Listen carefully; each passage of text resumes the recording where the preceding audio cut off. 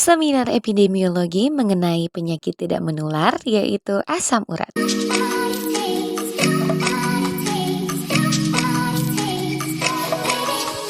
Nah, tema seminar yang digunakan dalam seminar epidemiologi ini adalah hidup sehat, hidup sejahtera. Dengan tujuan yang sangat penting yaitu untuk memberikan informasi kepada warga di Kelurahan Tonsaru mengenai penyakit, gejala, faktor risiko, dan penyebab dari asam urat. Dan kegiatan ini dimulai pada jam 12 siang waktu Indonesia Tengah yang berlokasi di Balai Kelurahan Tonsaru. Dan yang menjadi sasaran dalam kegiatan seminar ini yaitu para orang dewasa dan juga lansia. Dengan narasumber kita yang sangat luar biasa yaitu Saudari Hermin Minggu, Sarjana Kesehatan Masyarakat yang bekerja di Yayasan Kesehatan Kanker Indonesia. Dan selamat menyaksikan. Nah, terima kasih dan seperti diperkenalkan tadi, perkenalkan nama saya Minggu, Sarjana Kesehatan Masyarakat. Nah, untuk asal dari Sulawesi Selatan, dari Toraja, ya. Dan mungkin langsung saja. Oke, baik, pada saat ini orang akan mendengarkan materi tentang penyakit asam urat. Nah, ada data, ini adalah data prevalensi penyakit asam urat. Nah, asam urat itu bukan hanya orang tua yang kena. Sekarang sudah banyak anak-anak muda justru yang banyak sekarang. Jadi umur 15 sampai 24 tahun sampai 74 itu paling banyak. Tetapi untuk penyakit asam urat ini seiring bertambahnya usia dia akan semakin meningkat. Ya. Oke, adapun pokok bahasan untuk materi saat ini. Yang pertama, orang perlu ketahui apa itu asam urat, apa-apa DP faktor risiko dari asam urat, baru fase asam urat, kemudian tanda dan gejala dan bagaimana orang untuk mencegah penyakit asam urat. Yang pertama, orang masuk di dalam apa itu asam urat. Kira-kira Bapak Ibu di sini ada yang tahu nggak apa itu asam urat? Ada? Cuma tahu penyakit atau? Iya, cuma tahu penyakit. Iya, dokter bilang kata kalau sakit-sakit sendi itu asam urat. Iya. Nah, asam urat itu dia berupa kristal yang ada di dalam pembuluh darah. Yang biasanya itu dia berawal dari makanan-makanan yang orang makan, yaitu makanan-makanan yang mengandung kurin. Dia seperti kristal yang ujungnya itu tajam, yang ketika masuk di dalam pembuluh darah dia akan menuju-nuju di bagian persendian, di bagian pergelangan. Ya, jadi biasa kalau dia masuk di bagian persendian dia menusuk-menusuk. Untuk itu dia tetap ke sendi-sendi itu nyeri. Ya. Nah, penyakit asam urat tinggi bisa terjadi apabila kadar asam uratnya itu melebihi normal. Dan untuk laki-laki dewasa itu 3,4 sampai 7,0 itu miligram per desiliter. Ya. Kemudian untuk wanita itu dia 2,4 sampai 6,0. Kalau untuk anak-anak itu dia 2,0 sampai 5,0. Kurang lebih pada umumnya seperti itu. Kemudian faktor dari asam urat. Yang pertama itu dari genetik atau keturunan. Ya, jadi penyakit asam urat ini boleh diturunkan. Kemudian dari konsumsi makanan-makanan yang tinggi purin. Nah, makanan yang tinggi purin ini seperti apa? Jadi perlu dikurang-kurangi. Kemudian usia 40 tahun ke atas ini yang lebih beresiko. Tetapi untuk saat ini dari orang dewasa pun anak-anak muda sudah banyak yang terkena. Itu dari segi pola makan, gaya hidup yang mungkin tidak sehat. Kemudian dari konsumsi minuman beralkohol, kafein atau bersoda. Ini khususnya bagi bapak-bapak ya, yang sering minum minuman beralkohol. Jadi mesti dikurang-kurangi.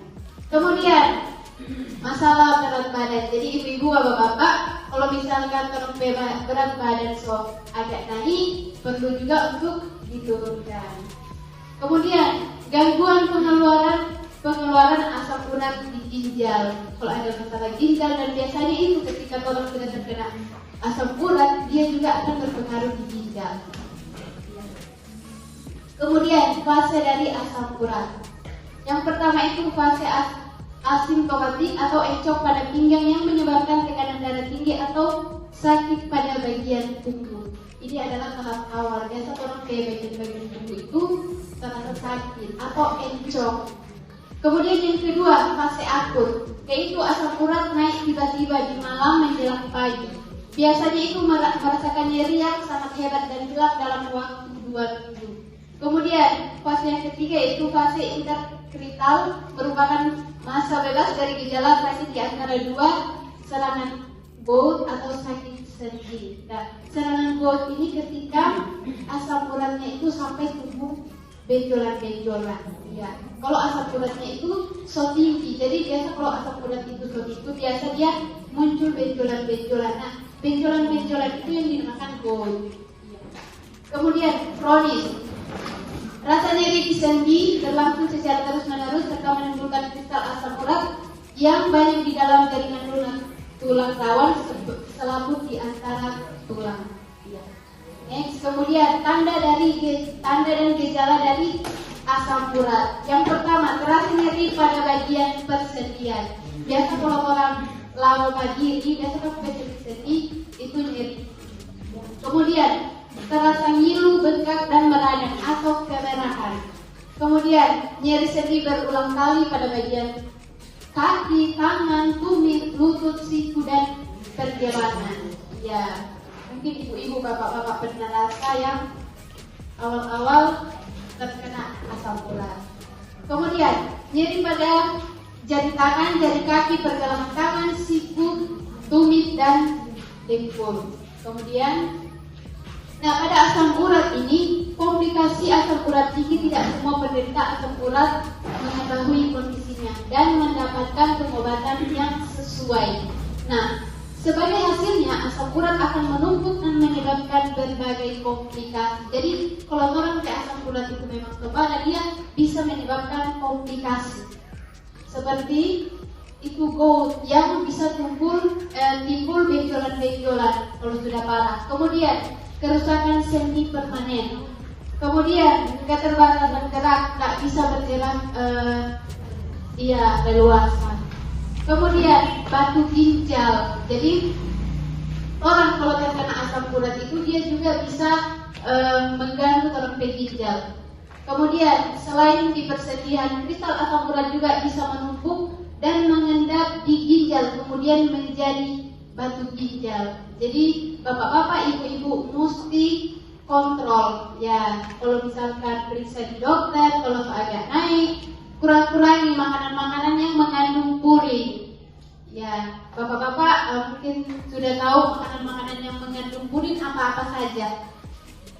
Ya, sudah ya.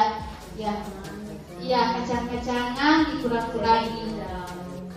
Sayur hijau, daging-daging merah itu dikurang-kurangi. Kemudian cara pencegahan dari asam urat. Ya. Cara yang pertama itu istirahat yang cukup. Jadi orang juga harus istirahat yang cukup. Jangan kerja berlebihan. Karena biasa orang, apalagi kalau yang memang sudah kena itu, orang pasien itu memang nyeri-nyeri. Kemudian hindari makanan yang mengandung kadar asam urat tinggi seperti kacang-kacangan yang sudah Bapak Ibu sebutkan tadi.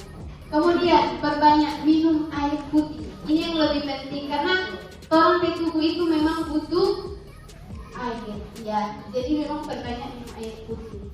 Kemudian hindari minuman yang mengandung alkohol, kafein, minuman-minuman bersoda, ya. Jadi apalagi yang cewek-cewek, karena justru sekarang yang paling banyak itu anak-anak muda.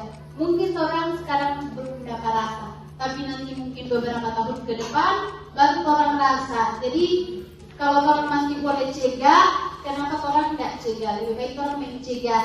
Iya. Kemudian olahraga yang cukup. Jadi kalian juga mesti olahraga yang cukup. Kemudian konsumsi makanan dan minuman yang mengandung kalium dan potasium atau kalsium seperti kentang, pisang, alpukat, susu dan lain-lain. Ya, seperti itu.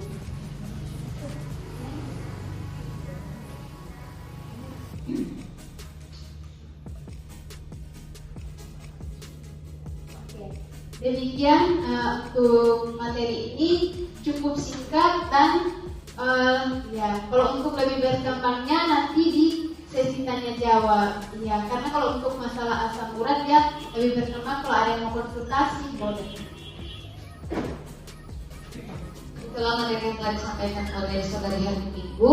Dari Bapak Ibu yang datang di tempat ini, apakah ada pertanyaan mengenai asam urat ataukah bagaimana menjelaskan kembali mengenai cara mencegah dan faktor-faktor resikonya? Mungkin ada yang ingin ditanyakan kembali, tidak mengapa. Dipersilahkan. Jika ada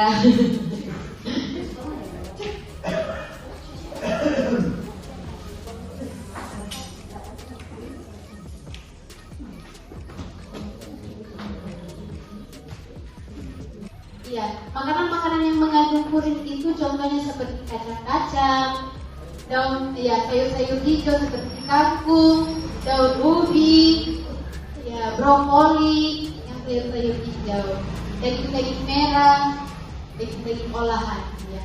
Minuman-minuman beralkohol, bersoda, berkafein. Jadi mesti dihindari. Nah, mungkin ada yang tanya untuk pengobatannya. Pengobatannya bagaimana itu? Biasa kan, apalagi kalau yang memang sudah kronis itu, memang minum obat itu obat kronis yang harus diminum seumur hidup. Ya, ya. Kira-kira di sini ada yang minum obat kronis untuk asam urat? Ada?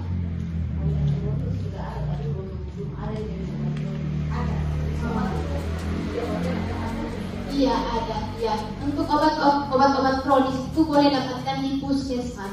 Jadi dia sebentar kan biasa kalau di puskesmas itu kalau memang yang sudah terkanker kronis itu biasa ada buku kronis. Jadi setiap dia mesti apa ya? Mesti teratur untuk kontrol kalau misalkan Bapak Ibu B obat so habis pergi di puskesmas untuk minta obat. Ya. Jadi ada DP surat tersendiri, namanya buku kronis. Nah, jadi semua penyakit kronis itu ada DP buku kronis. Penyakit kronis. Ya, kalau mau ambil obat, jadi pikir di puskesmas. Ya. Kalau untuk pengobatannya mungkin boleh sama halnya tadi yang saya sampaikan, itu minum obat dan juga boleh dari obat-obat herbal. Ya, sekarang sudah banyak obat-obat herbal. Karena biasa ini untuk saat ini memang untuk asam urat itu masih diteliti. Karena untuk pengobatannya itu masih mau bilang bagaimana? Orang bilang tidak bisa diobati tetapi bisa dikontrol. Ya, kurang dari orangnya mengontrol. Iya. Sama halnya orang bisa menghindari mungkin makanannya bisa meningkatkan. Maksudnya artinya tidak bisa disembuhkan, tapi bisa dikurangi secara untuk makanan. Yang penting berupa. Tapi berarti obat itu belum bisa menyembuhkan. Apa obat ulangi? Ini kan ceritanya waktu konsultasi di puskesmas. Seandainya dapat obat itu belum bisa menyembuhkan. Kalau menghilangkan sakit. Oke, baik Ibu. Jadi tetapi tergantung orang masing-masing imun ya Ibu. Karena untuk memang obat-obat kronis itu karena juga di bidang saya biasa obat-obat kronis itu dia tidak menyembuhkan penyakitnya, tetapi dia hanya meredakan penyakitnya seperti itu. Ya, tetapi biasa kalau misalkan ada obat-obat herbal itu yang lebih bagus. Karena obat-obat herbal itu dia menyembuhkan penyakitnya. Tidak sama dengan penyakit-penyakit, tidak sama dengan obat-obat kimia, macam obat-obat kronis. Jadi bapak-bapak kalau misalkan ada mungkin penyakit kronis, boleh cari obat-obat di toko-toko herbal. Tetapi tetap konsultasi dengan dokter atau di puskesmas seperti itu. Mungkin ada lagi kamu bertanya, mumpung ini masih gratis Bapak Ibu. Jadi kalau mau konsultasi, jarang-jarang lagi mahasiswa KKN bikin seminar seperti ini. Biasa ada yang dorang undang itu berbayar. Ya, seperti itu. Mumpung ini masih gratis. Ya, bapak-bapak, ibu-ibu kalau mau konsultasi boleh. Kalau mau menyebutkan dulu produk boleh nggak ada apa? Ya, ini kalau ini ada obat, ini cuma mungkin samurai itu bagus nggak? Itu kan herbal. Samurai. Oh iya. Oke Ibu, jadi untuk semua obat herbal itu dia bagus Ibu. Cuma lagi apa ya, mesti teratur untuk kontrol. Kalau misalkan Bapak Ibu B obat so habis, pergi di puskesmas untuk minta obat. Ya. Jadi ada DP surat tersendiri, namanya buku kronis. Nah, jadi semua penyakit kronis itu ada DP buku kronis. Penyakit kronis. Ya, kalau mau ambil obat, jadi pikir di puskesmas. Ya, kalau untuk pengobatannya mungkin boleh sama halnya tadi yang saya sampaikan, itu minum obat dan juga boleh dari obat-obat herbal. Ya, sekarang sudah banyak obat-obat herbal. Karena biasa ini untuk saat ini memang untuk asam urat itu masih diteliti. Karena untuk pengobatannya itu masih mau bilang bagaimana, orang bilang tidak bisa diobati tetapi bisa dikontrol. Ya, kurang dari orangnya mengontrol. Iya, sama halnya orang bisa menghindari mungkin makanannya bisa meningkatkan. Iya. Maksudnya artinya tidak bisa disembuhkan, tapi Ya. bisa dikurangi. Itu secara masuk makanan. Yang penting berupa Tapi belum, berarti obat itu belum bisa menyembuhkan. obat orangnya. Ini kan biasanya waktu konsultasi di puskesmas. Seandainya dapat obat itu belum bisa menyembuhkan. Kalau menghilangkan penyakit. Oke, baik Ibu. Jadi tetapi tergantung orang masing-masing imun dia Ibu. Karena untuk memang obat-obat kronis itu karena juga di bidang saya, biasa obat-obat kronis itu dia tidak menyembuhkan penyakitnya, tetapi dia hanya meredakan penyakitnya seperti itu. Ya, tetapi biasa kalau misalkan ada obat-obat herbal itu yang lebih bagus, karena obat-obat herbal itu dia menyembuhkan penyakitnya. Tidak sama dengan penyakit-penyakit, tidak sama dengan obat-obat kimia, macam obat-obat kronis. Jadi bapak-bapak kalau misalkan ada mungkin penyakit kronis, boleh cari obat-obat di toko-toko herbal. Tetapi tetap konsultasi dengan dokter atau di puskesmas seperti itu. Mungkin ada lagi kamu bertanya, mumpung ini masih gratis Bapak Ibu. Jadi kalau mau konsultasi, jarang-jarang lagi mahasiswa KKN bikin seminar seperti ini. Biasa ada yang dorang undang itu berbayar. Ya, seperti itu. Mumpung ini masih gratis. Ya, bapak-bapak, ibu-ibu kalau mau konsultasi boleh. Kalau mau menyebutkan dulu produk boleh nggak ada apa? Ya, ini kalau ini ada obat, ini cuma mungkin samurai itu bagus, itu kan samurai. Oke Ibu, jadi untuk semua obat herbal itu dia bagus Ibu. Cuma lagi ada DP, iya ada yang tergantung cocok-cocokan. Ada orang yang cocok, ada orang yang tidak cocok. Tetapi Ibu kalau misalkan orang mau perlu beli obat herbal, orang mesti konsultasi dengan dokter atau enggak orang yang menawarkan obat itu. Paling bagus orang konsultasi dengan orang yang menawarkan obat itu, karena biasa orang yang menawarkan obat itu orang so tahu atau pengalaman pribadi atau mungkin orang so konsultasi langsung dengan distributornya mungkin atau apa. Jadi lebih bagus Bapak Ibu kalau misalkan konsumsi obat itu lebih bagus konsultasi terlebih dahulu. Iya, karena contoh ada beberapa obat herbal yang mungkin boleh untuk darah tinggi tetapi tidak boleh untuk darah rendah. Ada mungkin obat herbal yang mungkin cocok untuk darah rendah, tidak cocok untuk darah tinggi. Seperti itu. Jadi tetap konsultasi Bapak Ibu. Mungkin masih ada?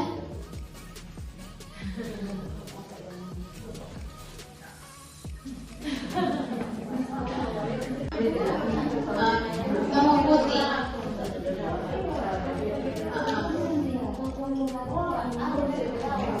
Jadi tanaman ini Bapak Ibu boleh untuk darah tinggi, darah rendah, asam urat, ambeien, sinusitis, darah tinggi, kolesterol, masalah haid, keputihan, batu ginjal boleh.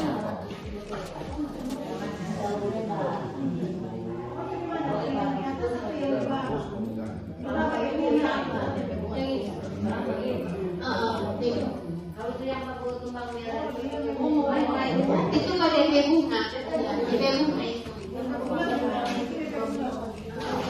Kalau DP bunga warna ungu itu.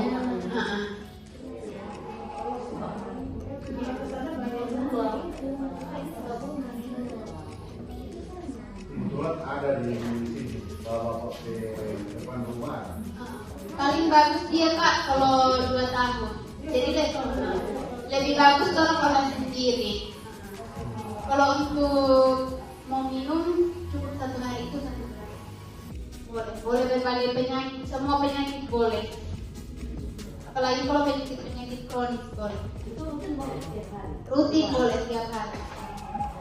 Kalau dari yayasan anjurkan 3 bulan. Semua penyakit boleh. Kalau untuk akses tadi Bapak Ibu boleh beli sendiri di toko-toko online, ada di Shopee ada. BP kapsul. Harganya itu 335. Kalau Bapak Ibu mau beli sendiri. Dia 1 botol 90 kapsul. Jadi pas 3 bulan. Asam urat boleh, darah tinggi boleh, diabetes boleh, semua penyakit kronis boleh. Penyakit-penyakit yang lain boleh. Sampai sini mungkin masih ada yang mau konsultasi.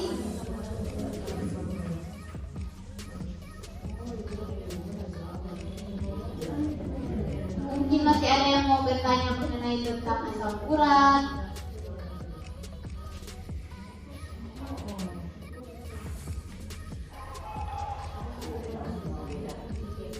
Ya mungkin boleh langsung pesan di TikTok, di Shopee.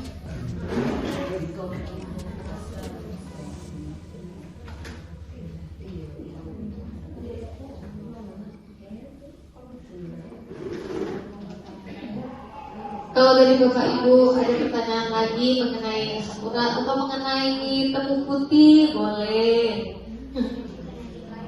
Penyakit-penyakit lain juga boleh. Penyakit darah tinggi, darah rendah, sakit jantung, yang penting bukan sakit hati. Kalau sakit hati itu udah urusan pribadi. Oh. Ada lagi? Nah, oke. Itulah sesi tanya jawab yang telah kita lakukan tadi. Dan saat ini kita akan masuk dalam kegiatan ucapan terima kasih yang akan disampaikan oleh koordinator posko kami, yaitu Briti Safira Saira, dan juga kepada bendahara kami Renman Nampiri, boleh untuk maju ke depan.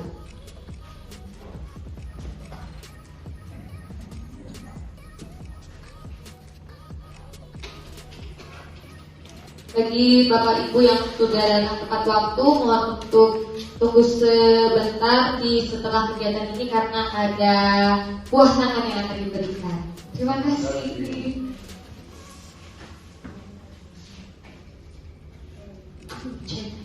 Terima kasih untuk kesempatan. Tentunya kami pertama ucapkan terima kasih kepada pembicara kita yang sangat luar biasa di hari ini, alumni kami dari Fakultas Ilmu Olahraga dan Kesehatan Masyarakat. Iya, jadi kalau Bapak Ibu memang ada untuk pengobatan macam penyakit kronis itu paling bagus. Karena memang sudah diteliti Bapak Ibu, sudah diteliti dan sudah dipercaya. Bahkan dari lembaga kesehatan ini yang dorang anjurkan kepada masyarakat. Iya, seperti itu. Dia boleh untuk darah tinggi, darah rendah, boleh. Mengobati penyakit-penyakit kronis juga boleh. Selain penyakit-penyakit kronis, dia juga bisa menyembuhkan penyakit-penyakit yang lain seperti lambung, ginjal boleh. Boleh. Ya. Temu putih dia itu dia kemudian ada lagi mungkin Bapak ada pertanyaan?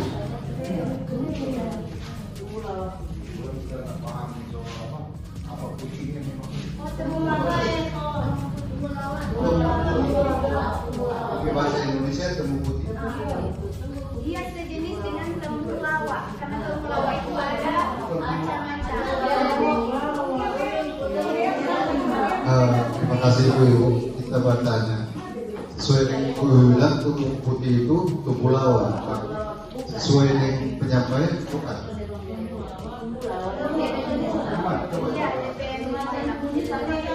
Ya, jadi mungkin bapak-bapak bisa bedakan dari tanaman-tanaman sejenisnya, tanaman temulawak sejenisnya dengan melihat batang daun, DP garis tengah berwarna ungu kemerahan, dia tembus muka belakang.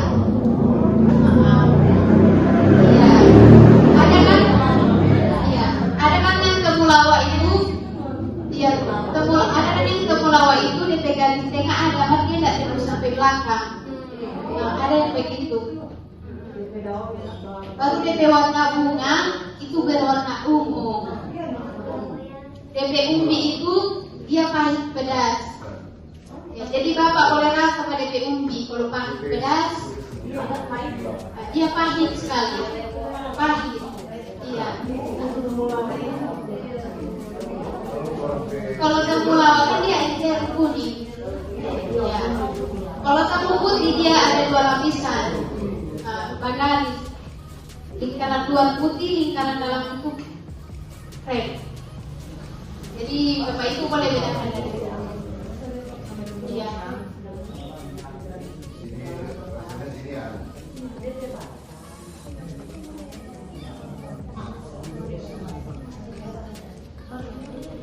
Oke, mungkin dari saya, dari yayasan juga. Kebetulan karena saya kerja di yayasan, jadi kebetulan juga saya kerja di Yayasan Kesehatan Kanker Indonesia, dan Toran itu basicnya di pencegahan, khususnya pencegahan kanker dan tumor. Iya. Nah, dari yayasan itu ada merekomendasi tanaman putih yang sudah dalam bentuk kapsul. Ini yang dari Yayasan Kesehatan Kanker Indonesia anjurkan atau rekomendasikan kepada masyarakat. Yang sudah dalam bentuk kapsul namanya Arset C2D. Jadi Bapak Ibu mungkin boleh cek search di Google Arset.id atau Arset C2D ya. Arset C2D ya. Ada juga di Shopee.